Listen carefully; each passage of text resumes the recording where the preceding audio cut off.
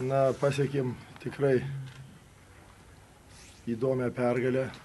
Galiu atvirai pasakyti, kad turėjom didelę sėkmę šiandien, ypač rungtynių pabaigoje, kai Jomantas įmetė tritaškį. Na, bet visada, jeigu žmogus tiki, stengiasi, sėkmė tave aplanko. Manau, čia buvo atpildas už mūsų vyrų darbą, tikėjimą iki galo, pergalę. Na, o viską kitką matėt patys.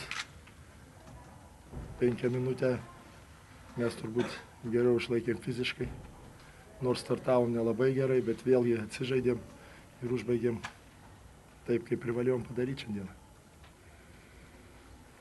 Eidsonui buvo juoda diena ir Žalgiris pagaliau jo žaidimą perkanto. Juoda diena 34 taškai. Nematot, mes prie Eidsono taip pripratę, kad 34 taškai juoda diena, tai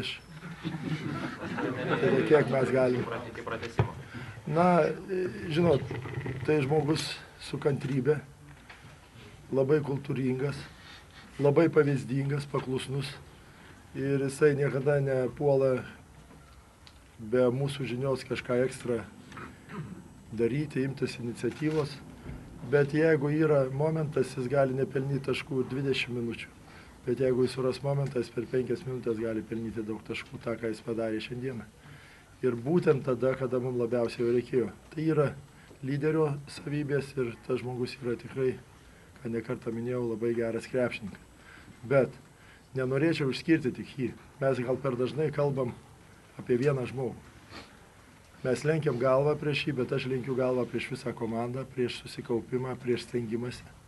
Taip, mes klydom, mes nepataikėm, bet mes nosimi arėme parketą. Manau, kad mes pelnyti buvom šios pergalės šiandien. Treneri, jūsų nenustebino Gintaro Krapikos sprendimas leisti jums mesti iš 3 taškų paskutinėje atakoje? Ir ar tikėjotės, ką šnekėt prieš tą? Aš turiu omeny, kai Jomantas įmetė. Aš nemanau, ar jisai leido Jomantui mesti. Paprasčiausia situacija taip susiklosti, kad išmetė Jomantas. Bet mes žinom tą tokį, sakysim, provokuojantį Žalgirio žaidimą, būtent Jomantą dažnai palieka laisvą, kad mestų tritaškius. Na, aš ne visiškai patenkintas Jomanto žaidimu būtent tokiu momentu, kadangi paprasčiausiai išprovokuoja ir jis porą kartų, gal sakyčiau, per anksti ir net nežiūrint į tai, kad jisai laisvas per anksti metė ir nereikėjo jam to daryti. Bet supliusavus jo darbą ir indėlį, ką jis atliko šiandien, tai manau, net nėra ką kalbėti apie Jomanto žaidimą. Tai buvo vienas iš pagrindinių mūsų žaidėjų šiuose rungtynėse. Treneri, jūs rungtynių pabaigoje nebeturėjot minutės pertraukėlę. Aš turėjau vieną. Bet neprašė. Neprašiau, nes aš... Gintarui Krapikui pastatysit alaus, kad už jūs paprašė. Na, kad mes pirmavom, mums nelabai reikėjo ir žinot. Ne, aš kalbu apie pagrindinio laiko pabaigą. Ne, pagrindinio laiko mes neturėjom. Mes buvom išnaudoję. Tai man sakau, gal pastatysit Gintarui Krapikui alaus, kad jums paprašė minutės pertraukėlę. Na, ne tiek mums jisai, kiek paprašė savo, kaip susiginti.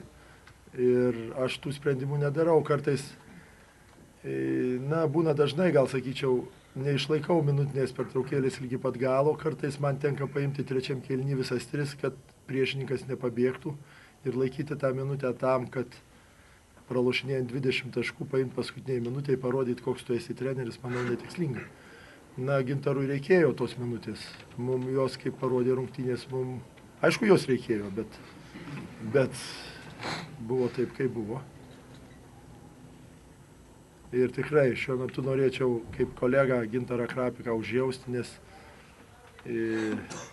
paguosti gal, nes tikrai išslydo pergalė iš rankų.